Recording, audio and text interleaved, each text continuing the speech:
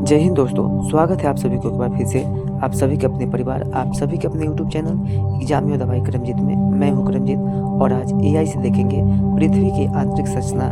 Channel पर नए हो तो सब्सक्राइब कीजिएगा।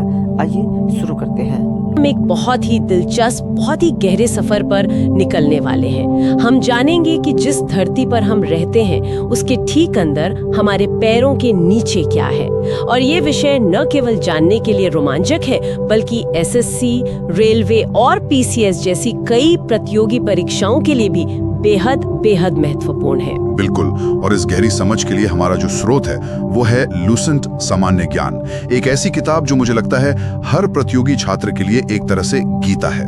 आज हम पृथ्वी की आंतरिक संरचना से जुड़े हर पहलू को परत दर परत बिल्कुल आसान भाषा में समझेंगे। तो चलिए अपनी पहली स्लाइड के साथ इस ज्ञानवर्धक यात्रा की शुरुआत करते हैं। तो हमारी पहली स्लाइड का शीर्षक है पृथ्वी की आंतरिक संरचना। और इसमें सबसे पहला और सबसे बड़ा सवाल यही है कि भाई हम पृथ्वी के अंदर के बारे में जानते कैसे हैं? स्लाइड में लिखा है, पृथ्वी की आंतरिक संरचना पर वैज्ञानिकों में अभी भी पूर्ण सहमति नहीं है, लेकिन तापमान, दबाव और घनत्व के अध्ययन से हमें महत्वपूर्ण जानकारी मिलती है। हाँ, यहाँ ये समझना बहुत जरूरी है कि हम पृथ्वी के केंद्र तक खुदाई तो कर नहीं सकते, ये असंभव है। इसलिए हम अप्रत्यक्ष स्रोतों पर, मतलब इनडायरेक्ट एविडेंस पर निर्भर करते हैं। जैसे जैसे हम गहराई में जाते हैं, तापमान और दबाव दोनों ही बहुत तेजी से बढ़ते हैं। और सबसे सटीक प्रमाण, स्लाइड कहती है, सबसे सटीक प्रमाण भूकंपीय तरंगों, साइज्मिक वेव्स और उल्काओं के विश्लेषण से प्राप्त हुए हैं। बिल्कुल, भूकंपीय तरंगे एक तरह से समझिए पृथ्वी का अल्ट्रासाउंड करने जैसी हैं। जब भूकंप आता है तो ये तरंगे पूरी पृथ्वी से होकर गुजरती हैं और उनकी गति, उनका रास्ता, उसमें जो बदलाव आता है उसी से हमें अंदर की परतों की बनावट का पता चलता है। अच्छा, तो इसी अल्ट्रासाउंड के आधार पर पृथ्वी को 3 मुख्य भागों में बांटा गया है। पहला भूपर्पटी यानी क्रस्ट, दूसरा आवरण यानी मैंटल और तीसरा सबसे अंदर केंद्रीय भाग यानी कोर। और दोस्तों, यहाँ एग्जाम अलर्ट पर ध्यान दें। पृथ्वी के नीचे जाने पर प्रति 32 मीटर की गहराई पर तापमान 1 डिग्री सेल्सियस बढ़ता जाता है। ये तथ्य सीधे सीधे परीक्षा में पूछा जा सकता है। मिस्टर टीचर पर हम ऐसे ही महत्वपूर्ण तथ्यों पर आपका ध्यान खींचते रहते हैं। बिल्कुल, ये एक बहुत ही जरूरी फैक्ट है। पृथ्वी का सबसे बाहरी और ठोस भाग है, मतलब जिस पर हम सब रहते हैं। इसकी मोटाई लगभग 34 किलोमीटर बताई गई है, लेकिन हिमालय जैसे पर्वतों के नीचे ये 70 किलोमीटर तक मोटी हो सकती है। ये कैसे? ये बहुत दिलचस्प है। ये दिखाता है कि हमारी पृथ्वी की जो त्वचा है वो एक जैसी नहीं है। आप इसे ऐसे समझिए कि जो चीज सतह के जितना ऊपर है उसकी जड़ें भी उतनी ही गहरी होती हैं। तो हिमालय की जड़ें क्रस्ट में बहुत नीचे तक हैं। अच्छा, और इस परत के भी 2 भाग हैं, सियाल और सीमा। हाँ, और इनके नाम ही इनकी कहानी बताते हैं। सियाल मतलब SI से सिलिकन और AL से एल्यूमिना, और सीमा मतलब SI से सिलिकन और Ma से मैग्नीशियम। तो सियाल से महाद्वीप बने हैं और सीमा से महासागरों का तल। बिल्कुल, सियाल हल्का होता है तो वो ऊपर है, सीमा भारी बेसाल्ट चट्टानों से बना है तो वो नीचे है और महासागरों का आधार बनाता है। और एग्जाम अलर्ट कहता है भूपर्पटी का औसत घनत्व 2.7 ग्राम सेमी क्यूब है और ये पृथ्वी के कुल आयतन का केवल 0.5% है, आधा %। मतलब हमारे लिए ये सब कुछ है, पर पृथ्वी के लिए ये कुछ भी नहीं है। सही कहा, एक छिलके के बराबर भी नहीं। अगली स्लाइड में देखते हैं कि ये भूपर्पटी आखिर किन चीजों से बनी है। स्लाइड कहती है पृथ्वी की पर्पटी का 98% भाग केवल 8 तत्वों से बना है, सिर्फ 8। और सबसे ज्यादा मात्रा में है ऑक्सीजन 40.60% और दूसरे स्थान पर सिलिकॉन 27.72%। ये बात मुझे हमेशा हैरान करती है। कई लोगों को ये अजीब लगता है कि ऑक्सीजन जो एक गैस है वो ठोस परत का सबसे बड़ा हिस्सा कैसे है। तो बात यह है कि यहाँ ऑक्सीजन गैस के रूप में नहीं है, ये दूसरे तत्वों के साथ मिलकर ऑक्साइड और सिलिकेट खनिज बनाती है जिनसे चट्टानें बनती हैं। तो बेसिकली हमारी हर चट्टान में ऑक्सीजन है। समझ गए। और यहाँ का एग्जाम अलर्ट है, भूपर्पटी बनाने वाले खनिज पदार्थ के किसी भी प्राकृतिक पिंड को शेल, रॉक कहते हैं। परिभाषाएं भी परीक्षाओं के लिए बहुत जरूरी होती हैं। बिल्कुल, सीधी सीधी डेफिनेशन पूछ ली जाती है। चलिए अब हम पृथ्वी की दूसरी और सबसे विशाल परत आवरण यानी मैंटल पर आ गए हैं। ठीक है। स्लाइड में लिखा है यह पृथ्वी का सबसे विशाल और घना मध्य भाग है ओके। और ये 2900 किलोमीटर मोटा क्षेत्र है। इसी भाग में मैग्मा चेंबर पाया जाता है, जहां से ज्वालामुखी का लावा निकलता है। हाँ, और इसी में एक बहुत ही महत्वपूर्ण हिस्सा है, दुर्बलता मंडल या एस्थेनोस्फीयर। ये मैंटल का ऊपरी 400 किलोमीटर का हिस्सा है जो पूरी तरह ठोस नहीं है, मतलब अर्ध तरल। हाँ। एक तरह से बहुत गाढ़े गर्म तारकुल जैसा।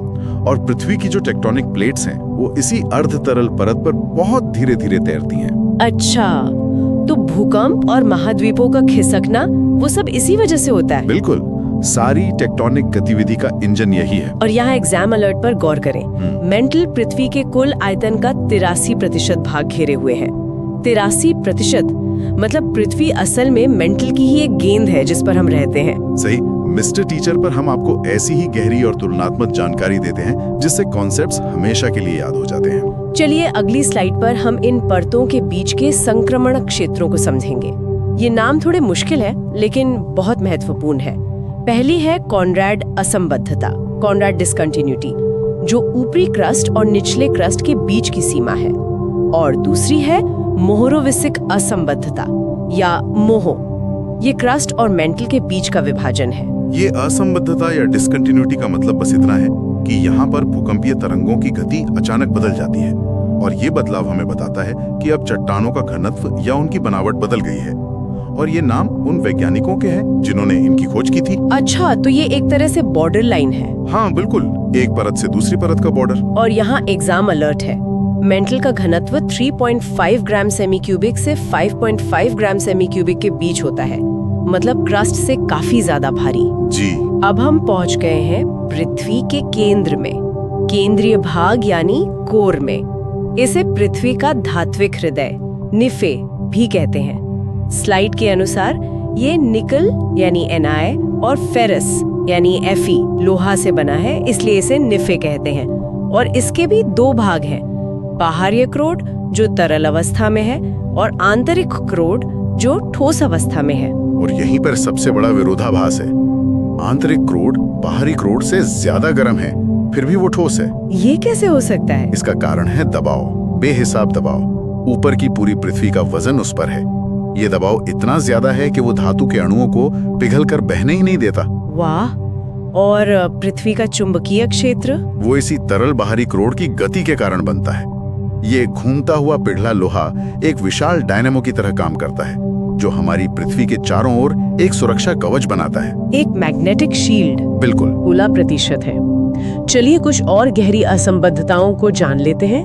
हमारी अगली स्लाइड इसी पर है। रेपेटी असंबद्धता ऊपरी मेंटल और निचले मेंटल के बीच है। गुटेनबर्ग विशार्ड असंबद्धता निचले मेंटल और ऊपरी क्रोड के बीच है। और लेहमन असंबद्धता बाह्य क्रोड जो कि तरल है और आंतरिक क्रोड जो कि ठोस है, उनके बीच में है। ये सभी सीमाएं हमें पृथ्वी के अंदर की एक बहुत ही डिटेल्ड तस्वीर बनाने में मदद करती हैं, जैसे किसी बिल्डिंग के अलग अलग फ्लोर्स की जानकारी होती है। और यहाँ एक समग्र एग्जाम अलर्ट है। पृथ्वी का औसत घनत्व 5.5 ग्राम सेमी क्यूब है। हाँ, ये क्रस्ट के घनत्व 2.7 से लगभग दुगना है, जो ये साबित करता है कि पृथ्वी का केंद्र वाकई बहुत भारी धातुओं से बना है। तो क्या पृथ्वी पूरी तरह गोल है? हमारी अगली स्लाइड बताती है नहीं।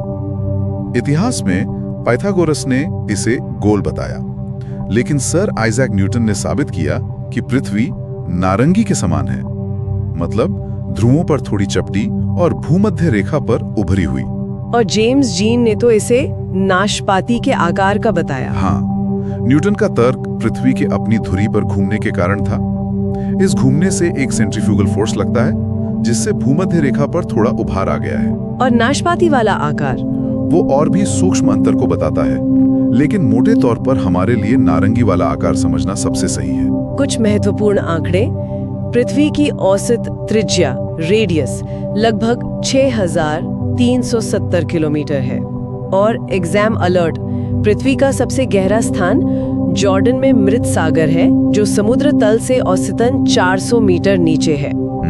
चलिए अब हमारी अंतिम स्लाइड पर आते हैं, जो पृथ्वी की बाह्य सतह के 4 मुख्य मंडलों के बारे में है। ये हैं स्थल मंडल यानी जमीन और चट्टानें, जल मंडल यानी महासागर और जल, वायुमंडल, गैसों की परत और जैव मंडल जहां जीवन मौजूद है। और ये चारों मंडल अलग अलग नहीं है, बल्कि एक दूसरे से बहुत गहराई से जुड़े हुए हैं। जीवन यानी जैव मंडल इन तीनों जमीन, पानी और हवा के बिना संभव ही नहीं है, और यही हमारी पृथ्वी को ब्रह्मांड में इतना खास बनाता है। और एक अंतिम एग्जाम अलर्ट जो इतिहास से जुड़ा है। पृथ्वी आकाश में स्वतंत्र रूप से लटकी हुई है, जैसा कि पाइथागोरस ने सबसे पहले बताया था। एक क्रांतिकारी विचार था उस समय के लिए। तो दोस्तों, ये थी हमारी पृथ्वी के केंद्र तक की यात्रा। हमने भूपर्पटी की पतली सी त्वचा से लेकर धात्विक हृदय यानी कोर तक की पूरी संरचना को समझा। लूसेंट सामान्य ज्ञान पर आधारित ये जानकारी एसएससी, रेलवे और पीसीएस जैसी परीक्षाओं में आपकी सफलता के लिए एक मजबूत आधार तैयार करती है। और मिस्टर टीचर चैनल पर हमारा यही प्रयास है कि आपको हर विषय की ऐसी ही गहन और रोचक जानकारी मिलती रहे। हाँ, हमने देखा कि कैसे भूकंप की तरंगों जैसी अप्रत्यक्ष चीजों से हमने अपने ग्रह के इतने गहरे रहस्यों को सुलझा लिया है, और ये एक बहुत महत्वपूर्ण सवाल भी उठाता है। क्या हमने कभी ना देखा केवल भूकंपों की गूंज सुनकर अपने ग्रह के अंदर का नक्शा बना लिया। हमारे चारों ओर और कौन सी अदृश्य संरचनाएं हो सकती हैं जिन्हें हम नक्शे पर उतार सकते हैं, अगर हम सुनने का सही तरीका खोज लें तो। इस गहरे विचार के साथ आज के लिए बस इतना ही। हमारे चैनल को सब्सक्राइब करना न भूलें। धन्यवाद।